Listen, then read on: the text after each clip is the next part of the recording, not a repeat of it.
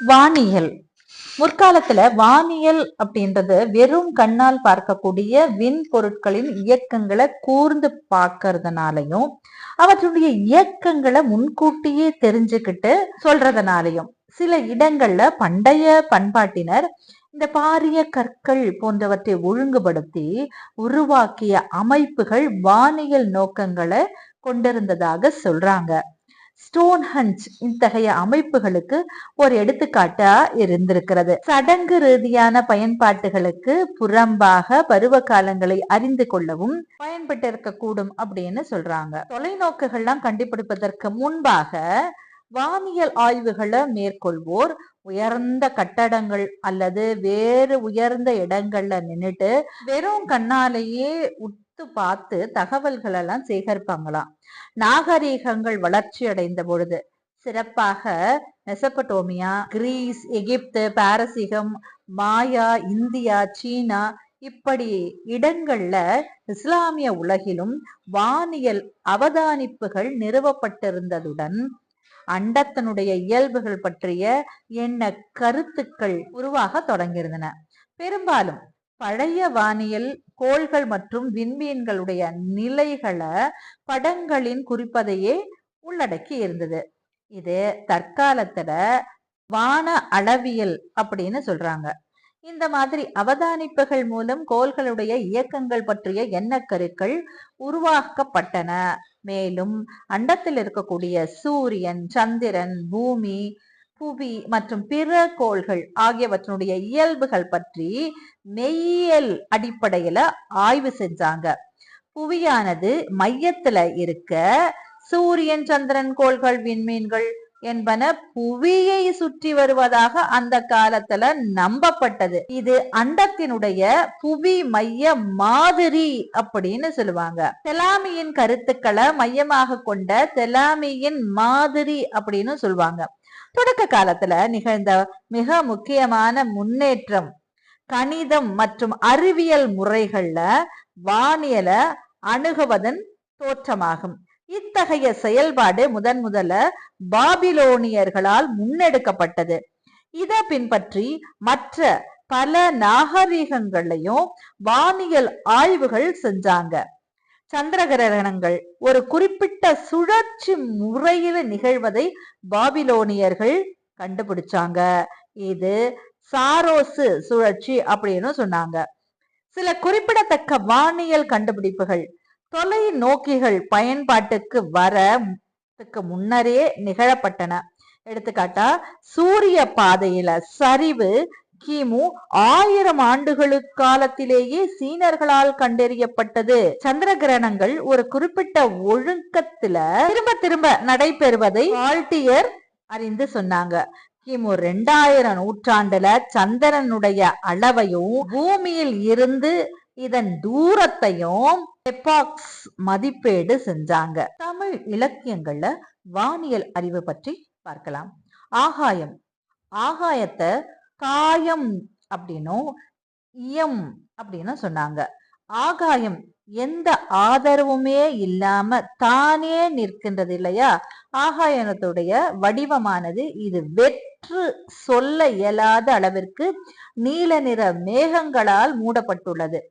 ஆகாயத்தினுடைய மேற்பரப்புல காற்று செல்ல இயலாது அப்படின்றதையும் வளிமண்டத்தின் கீழ் பகுதியில உள்ள காற்றானது வலது பக்கமாக சுழன்று கொண்டிருப்பதாகவும் கூறி இருக்கின்றார்கள். முழுமதி நாள உவா நாள் அப்படின்னு சொல்றாங்க. பௌர்ணமி அன்று கடலானது கொந்தளிப்புடன் காணப்படும்.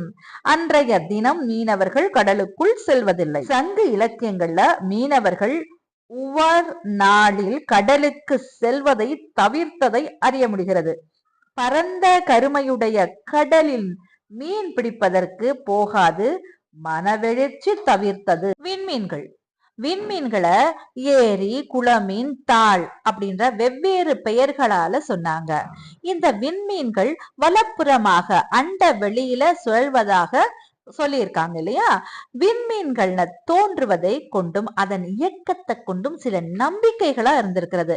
நீல நிறத்தனை உடைய ஆகாயத்தை வலமாக எழுந்து தெரியும் நாள்களாகிய மீன்களோடு கலந்த கோள்களாகிய மீன் போல, எரி, குளமீன், தாள், இப்படி வான் மீன் விஷேடங்களை இவை முறையே தோன்றுறதுனாலும் புகையிறதுனாலும் உலக வறுமைக்கு ஏதுவாக இருக்கின்றதாம். பெரிய உலகம் மழை இல்லாமல் காலத்தாலும் வானில் எரி மீன்கள் தோன்றுதனாலையும் குளமீனும் நான் மீனும் ஆகிய மீன்கள் புகைந்து தோன்றுவதாலையும் புறம் சொல்கின்றது.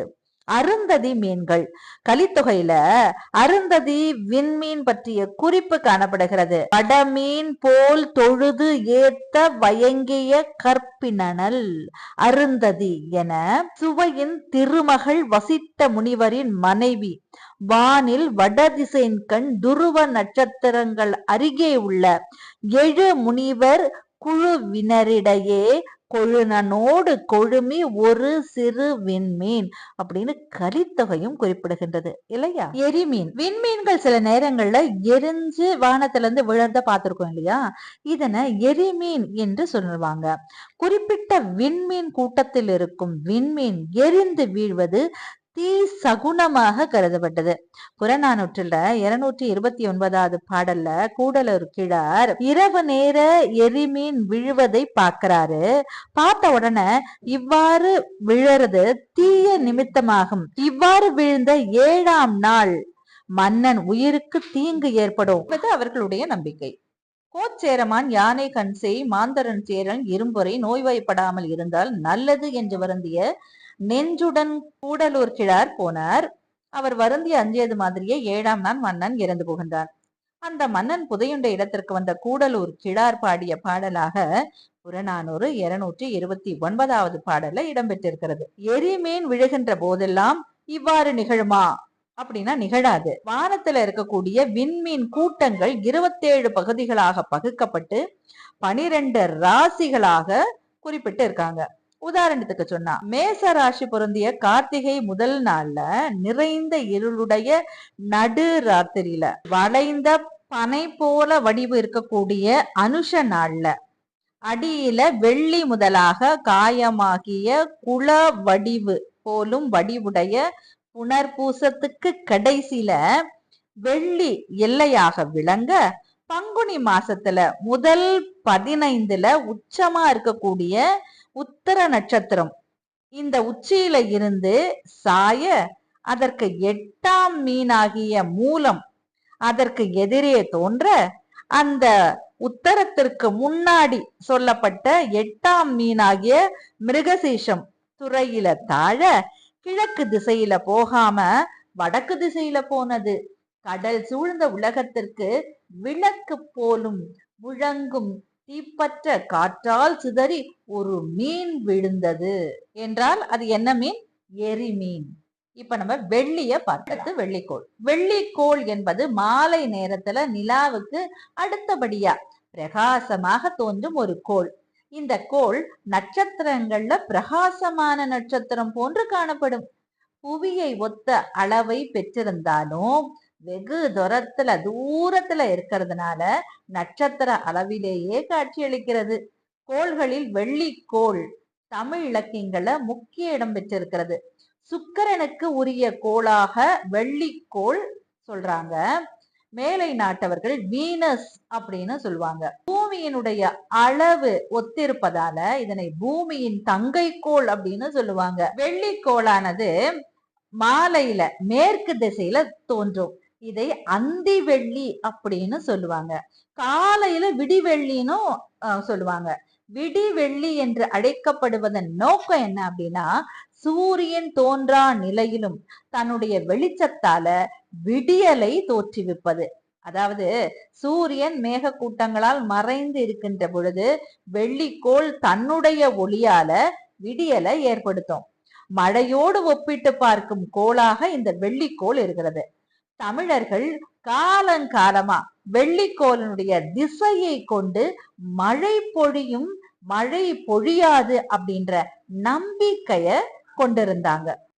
இப்போ பண்டை தமிழர்களிடையே வெள்ளிக்கோள் தென் திசையில தோன்றினால் மழை பொழியாது, பஞ்சம் ஏற்படும் என்ற நம்பிக்கை இருந்தது. புறநானூற்றுல பல பாடல்கள்ல இந்த செய்தியை காண முடியுது. வெள்ளிக்கோளானது தென் திசையில் தோன்றினால் கடுமையான பஞ்சம் ஏற்படும். இதனை தமிழ்ல வர்க்கடம் புகுதல் அப்படின்னு சொன்னாங்க. இறையனார் அகப்பொருள்ல பாண்டிய நாடு 12 ஆண்டுகள் வர்க்கடம் சென்றது அப்படின்னு சொல்லியிருக்காங்க. ஒரு நாட்டுல 12 ஆண்டுகள் மழை இல்ல அப்படின்னு சொன்னா என்ன ஆகும்? வர்க்கடம் அப்படின்னாலே 12 ஆண்டுகள் அப்படின்றது இல்ல, எத்தனை ஆண்டுகள் வேண்டுமானாலும் மழை பொழியாமல் இருக்கலாம். ஆனா வர்க்கடம் அப்படின்ற அந்த சொல்லு மழை பொழியாத பஞ்ச நிலையை குறிக்கின்றது. சரியா? இந்த நிலையில வானம்பாடி பறவைய இதனோடு இணைத்து பாக்குறாங்க பாருங்க. வானம்பாடி பறவைகள் இன்னிசையால் பாடலை பாட மழை பொழியும். வானம்பாடி பறவைகள் மழை நீரை மட்டுமே உணவாக கொள்ளும். மற்றவரால குற்றம் கூற முடியாத புகழுடைய ஒளியினை உடைய வெள்ளி மீனாகிய சுக்கிரன் நிரந்தரமாக வடதிசையில் இருக்கும். அந்த மீன் தன் திசை திரிந்து தெற்குல வந்தா மழை பொழியாது, வர்க்கடம் வரும் என்பது பழந்தமிழர்களோட ஒரு எண்ணமாக இருந்தது. இதைத்தான் மணிமேகலையில தென் திசை சென்றாலும் மேகத்தை பாடி மழை துளியை உணவாக கொள்ளும் வானம்பாடி பறவை வருந்தும் நிலையில் மழை பெய்யாது போனாலும் தான் பொய்யாது குடகு மலையில் தோன்றி கடலில் கடக்கும் காவிரி ஆறு பொய்ப்பதே இல்லை என்று காவிரி ஆற்றினுடைய சிறப்பை கூறும் பொழுது, வைகை ஆற்றினுடைய சிறப்பை கூறும் பொழுதும் வெள்ளிக்கோள் பற்றிய சிறப்பை பரவலாக இங்கே காண வெள்ளிக்கோள் தெற்கே சென்று மழை பொழியாமல் போனாலும் எங்களுக்கு கவலை இல்லை, காவிரி ஆற்றிலிருந்து பெற்றுக்கொள்வோம் என்பதே இதனுடைய கருத்து. ஒரு நாட்டுல பெய்யும் மழையை கொண்டே மன்னனுடைய ஆட்சி சிறப்பானதா இல்லையா அப்படின்னு குறிப்பிட்டு பார்க்கப்படுகிறது. புறப்பொருள் வெண்பாமாலையில இந்த இலக்கண நூல்ல வெள்ளி நிலை என்ற ஒரு துறையே இருக்கிறது. வெள்ளி நிலை அப்படின்னா மழை தரும் சுக்கிரனை புகழ்ந்துரைக்கும் துறை என்று கூறப்படுகின்றது. அடுத்து நம்ம பார்க்கும்போது சனிக்கோள். இலக்கியங்கள்ல சனிக்கோளை கரியவன் என்றும் மைமீன் என்றும் சொல்றாங்க. புறநானூறு 117 பாடல்ல மைமீன் புகையினும் தூமகேது தோன்றினும் என்ற அடி இடம்பெற்றிருக்கிறது. சனீஸ்வரன் கருப்பான நிறையில் காணப்படுவதால சனிக்கோளானது மைமீன் அப்படின்னு சொல்றாங்க. மைமீன் என்றால் கருப்பான கோள். தமிழ் இலக்கியங்கள்ல சனி புகைதாலாவது தீய நிமித்தம் அப்படின்னு அஞ்சப்படுகிறது. சனி தனக்கு படை வீடாக இருக்கக்கூடிய சிம்ம ராசிக்கு போனா இந்த உலகத்துக்கு தீங்கு ஏற்படும். சிலப்பதிகாரத்துல கரியவன் புகையினும் புகைக்கொடி தோன்றினும் என்ற அடி இடம்பெறுகிறது. சிலப்பதிகாரத்துல இந்த புகார் காண்டம் 10வது காதையில இது இடம்பெற்றிருக்கிறது. காவிரி ஆற்றின் சிறப்பை கூறுவதற்காக இந்த அடிகள் இடம்பெற்றுள்ளன. அடியார்க்கு நல்லார் உரை சனிக்கோளானது புகைந்தாலும் தோன்றினாலும் படர்ந்தாலும் ஏதேனும் ஒன்று நிகழ்ந்தாலும் மழை தொழில் மாறும் என்று குறிப்பிடுகின்றார். சிலப்பதிகாரத்துல புகார் காண்டத்துல கடைசியில கூறும் இந்த கருத்து மதுரை காண்டத்துல முதற் காண்டமாக காடுகான் காதையுடன் இணைந்து பார்க்கலாம். காடுகான் காதையில மழை பெய்யாமல் ஏற்பட்ட பாலை நிலை குறித்த குறிப்பும் இதுல இருக்கிறது. முல்லை நிலமும் குறிஞ்சி நிலமும் கோடை காலத்துல மழை பெய்யாமையால் மரங்களில் இருக்கக்கூடிய இலை தழைகள் எல்லாம் விழுந்து வெற்று நிலமாகிய பாலை நிலம் போன்று காட்சி அளிக்கின்றது. மன்னனுடைய ஆட்சியின் காரணமா இந்த நிலை ஏற்படவில்லை என்பதை விளக்க வந்ததே இந்த பாடல். மதுரை பகுதி மழை இல்லாமல் காட்டுப்பகுதி வறண்ட நிலமாக காணப்படுகிறது. அடுத்த காண்டமான புகார் காண்டத்துல சோழ பகுதியும் இவ்வாறு இருந்திருக்க வேண்டும். புகார் பகுதி வறண்ட நிலமாக இல்லாமைக்கு காரணம் என்ன? காவிரி ஆறு அங்க ஓடுது. இதைத்தான் நாடுகான் காதையில அடியார்க்கு நல்லார் குறிப்பிடுகின்றார். இந்த கருத்து 12 திருமுறைகள்லையும் பிரதிபலிப்பதை பார்க்கலாம். நாம தேவாரத்துல 7ஆம் திருமுறையில சுந்தர திருவற்றியூர் பதிகத்துல 9வது பாடல்ல இதே கருத்தை எடுத்து சொல்றாரு. மகத்தில் புக்கது ஓர் சனி எனக்கு ஆனாய் என்ற தேவார அடிக்கு மகம் என்னும் நான்மீன் கீழ் வந்த சனி என்னும் கோள். சனி மகத்துல வந்தா நாட்டிற்கும் மக்களுக்கும் தீங்கு வரும் என்பதால கனி நூல் துணிவு எனப்படும் கொள்ளப்படுகிறது. கம்பராமாயணத்திலையும் சனிக்கோளை பற்றிய குறிப்பு இருக்கிறது. மந்தரை சூழ்ச்சி படலத்துல தசரத ராமனுக்கு எப்பொழுது முடிசூட்டுவது அப்படின்னு வசிஷ்ட முனிவர் கிட்ட கேட்கிறாரு. வசிஷ்ட முனிவர் நாளை ராமனுக்கு முடிசூட்டுவது என்று முடிவு செய்கிறார். அரசனாக போகின்ற ராமனுக்கு வசிஷ்ட முனிவர் சில அறிவுரைகளை கூறுகிறார்.